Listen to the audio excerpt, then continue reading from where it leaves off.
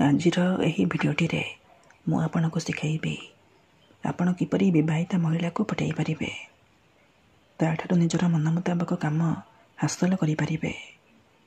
ହଁ ଦର୍ଶକ ବନ୍ଧୁ, ଯଦି ଆପଣ କେଉଁ ଝିଅ ବା ବିବାହିତା ମହିଳାକୁ ମନେ ମନେ ଭଲ ପାଉଛନ୍ତି, କିନ୍ତୁ ଯେତେ ଚେଷ୍ଟା କଲେ ମଧ୍ୟ ତାକୁ ପଟାଇ ପାରୁନାହାନ୍ତି, ତାକୁ ନିଜର ମନ କଥା କହିବାକୁ ଡରୁଛନ୍ତି, ଆଉ ଆପଣ ଚାହୁଁଛନ୍ତି କି ସେ ଝିଅ ବା ମହିଳା ନିଜେ ଆସି ଆପଣଙ୍କୁ ଭଲ ପାଉଛି ବୋଲି କହୁ, ତେବେ ଆଜିର ଏହି ଭିଡ଼ିଓଟି ଆପଣଙ୍କର ଇଚ୍ଛାକୁ ପୂରଣ କରିବ। କାରଣ ଆଜିର ଏହି ଭିଡ଼ିଓଟିରେ ମୁଁ ଆପଣଙ୍କ ପାଇଁ ଆମର ତନ୍ତ୍ରଶାସ୍ତ୍ରରୁ ଏମିତି ଏକ ସହଜ ଶକ୍ତିଶାଳୀ ବଶୀକରଣ ନେଇ ଆସିଛି, ଯାହାକୁ ପ୍ରୟୋଗ କରି ଆପଣ ସୁନ୍ଦରୀରୁ ସୁନ୍ଦରୀ ଝିଅକୁ ପଟାଇ ପାରିବେ। ପଡ଼ିଶା ଘର ସୁନ୍ଦରୀ ଭାଉଜଠାରୁ ନିଜର ମନ ମୁତାବକ କାମ ହାସଲ କରିପାରିବେ।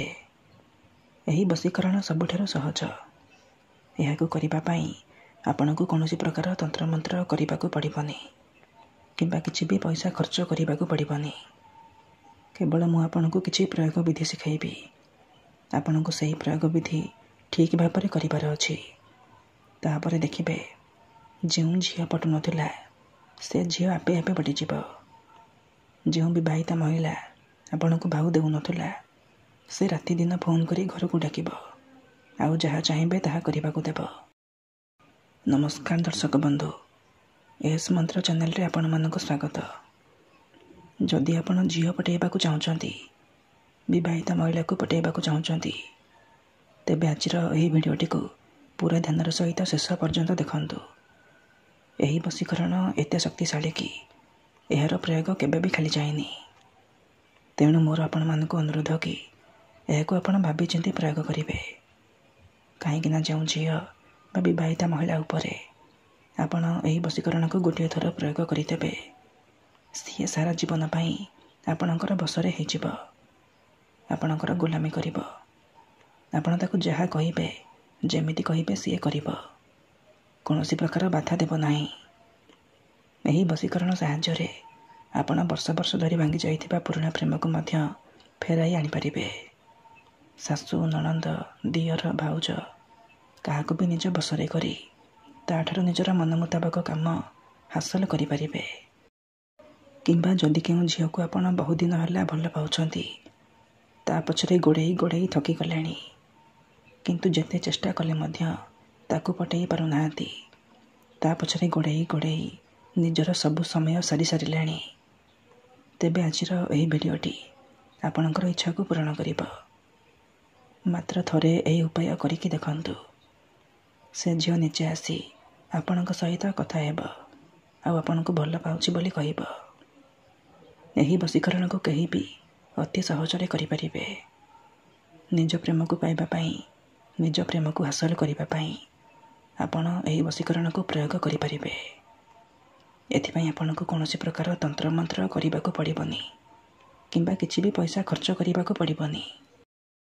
ନିଜ ପ୍ରେମକୁ ପାଇବା ପାଇଁ ଆପଣ ଏହି ବଶୀକରଣକୁ ନିଜ ଘରେ ବସି ବସି କରିପାରିବେ। ତେବେ ଚାଲନ୍ତୁ ଜାଣିବା ଏହି ବଶୀକରଣକୁ ଆପଣ କିପରି କରିବେ। ତା ପୂର୍ବରୁ ମୋର ଗୋଟିଏ ଛୋଟିଆ କଥା ମନେ ରଖନ୍ତୁ। ଆପଣଙ୍କର ବଶୀକରଣ 100ରୁ 100% କାମ କରିବ। ଦେଖନ୍ତୁ, ତନ୍ତ୍ର, ମନ୍ତ୍ର, ଯନ୍ତ୍ର, ବଶୀକରଣ ଇଏ ଏମିତି ସେମିତି କାମ କରେନି। ମନରେ ସମ୍ପୂର୍ଣ୍ଣ ବିଶ୍ୱାସ, ନିଷ୍ଠା ଆଉ ଏକାଗ୍ରତାର ସହିତ ଆପଣଙ୍କୁ ଏହି ବଶୀକରଣ କରିବାକୁ ପଡ଼ିବ। ତେବେ ଯାଇ ଆପଣଙ୍କର ବଶୀକରଣ 100ରୁ 100% ସଫଳ ହେବ। ଯେବେ ବି ଆପଣ ବିଧିକୁ କରିବା ପାଇଁ ଯିବେ, ଭଲ ଭାବରେ ହାତ, ଗୋଡ଼, ମୁହଁ ଧୋଇକି ସଫା ବସ୍ତ୍ର ପିନ୍ଧିକି ଆପଣ ଏହି ବଶୀକରଣକୁ ଆରମ୍ଭ କରିବେ। ଆପଣଙ୍କର ବଶୀକରଣ 100ରୁ 100% କାମ କରିବ। ଠିକ୍ ଅଛି?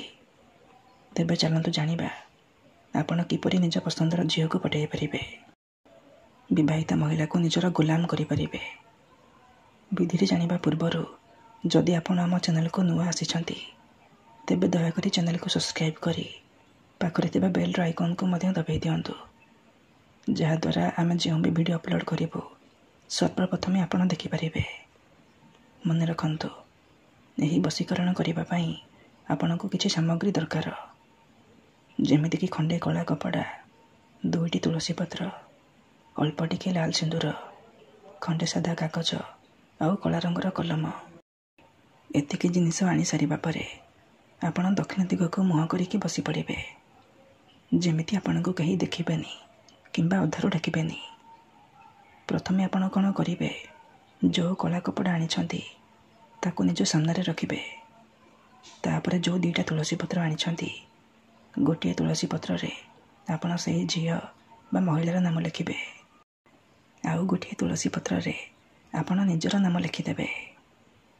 ତାପରେ ସେ 2ଟା ତୁଳସୀ ପତ୍ରକୁ କଳା କପଡ଼ା ଉପରେ ରଖିଦେବେ, ଆଉ ତା ଉପରେ ଅଳ୍ପ ଟିକେ ଟିକେ ଲାଲ ସିନ୍ଦୁର ପକାଇଦେବେ। ଏତିକି କରିସାରିବା ପରେ କାଗଜରେ ଆପଣ ଗୋଟିଏ ମନ୍ତ୍ର ଲେଖିବେ, ଓମ୍ କାମ ଇଚ୍ଛାମୟୀ ଆମକମ୍ ସର୍ବମୟୀ କରତି କରତି। ଏହି ମନ୍ତ୍ରକୁ ଆପଣ ଲେଖିବେ।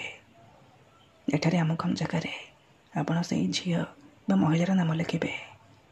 ଲେଖିସାରିବା ପରେ ସେ କାଗଜକୁ ମୋଡ଼ିକି ସେ କଳା କପଡ଼ା ଉପରେ ରଖିଦେବେ।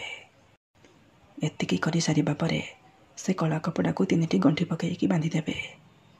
ସେ ଯେଉଁ ପୁଟୁଳିଟି ହେଇଯିବ, ଆପଣ ସେହି ପୁଟୁଳିକୁ ନିଜ ପକେଟରେ 3 ଘଣ୍ଟା ପାଇଁ ରଖିବେ। 3 ଘଣ୍ଟା ପରେ ଆପଣ କ'ଣ କରିବେ, ସେହି ପୁଟୁଳିକୁ ନେଇକି କୌଣସି ଏକ ବରଗଛ ବା ଓସ୍ତ ଗଛ ମୂଳରେ ରଖିଦେଇ ଚୁପଚାପ ଘରକୁ ଫେରି ଆସିବେ। ଗ୍ୟାରେଣ୍ଟି ଦେଉଛି, ଏତିକି କରିକି ଦେଖନ୍ତୁ, ସେ ଝିଅ ହେଉ ବା ବିବାହିତା ମହିଳା ଆପେ ଆପେ ପଟିଯିବ। ଧନ୍ୟବାଦ।